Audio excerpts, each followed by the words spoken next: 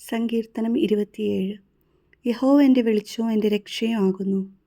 ഞാൻ ആരെ ഭയപ്പെടും? യഹോവ എൻ്റെ ജീവൻ്റെ ബലം, ഞാൻ ആരെ പേടിക്കും? എൻ്റെ വൈരികളും ശത്രുക്കളുമായ ദുഷ്കർമ്മികൾ എൻ്റെ മാംസം തിന്നുവാൻ എന്നോട് അടുക്കുമ്പോൾ ഇടറി വീഴും. ഒരു സൈന്യം എൻ്റെ നേരെ പാളയമിറങ്ങിയാലും എൻ്റെ ഹൃദയം ഭയപ്പെടുകയില്ല. എനിക്ക് യുദ്ധം നേരിട്ടാലും ഞാൻ നിർഭയമായിരിക്കും. ഞാൻ യഹോവയോട് ഒരു കാര്യം അപേക്ഷിച്ചു, അത് തന്നെ ഞാൻ ആഗ്രഹിക്കുന്നു.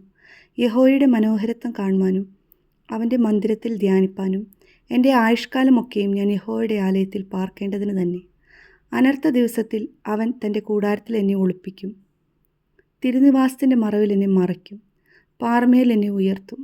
ഇപ്പോൾ എൻ്റെ ചുറ്റുമുള്ള ശത്രുക്കളുടെ മേൽ എൻ്റെ തല ഉയരും. ഞാൻ അവൻ്റെ കൂടാരത്തിൽ ജയഘോഷയാഗങ്ങളെ അർപ്പിക്കും. ഞാൻ യഹോവയ്ക്ക് പാടി കീർത്തനം ചെയ്യും.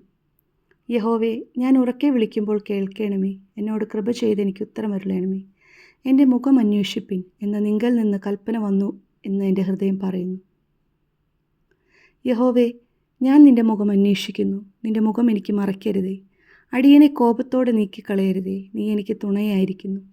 എൻ്റെ രക്ഷയുടെ ദൈവമേ, എന്നെ തള്ളിക്കളയരുതേ, ഉപേക്ഷിക്കുകയും അരുതേ. എൻ്റെ അപ്പനും അമ്മയും എന്നെ ഉപേക്ഷിച്ചിരിക്കുന്നു, എങ്കിലും യഹോവ എന്നെ ചേർത്തുകൊള്ളും.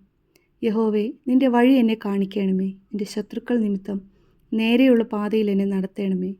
എൻ്റെ വൈരികളുടെ ഇഷ്ടത്തിന് എന്നെ ഏൽപ്പിച്ചു കൊടുക്കരുതേ.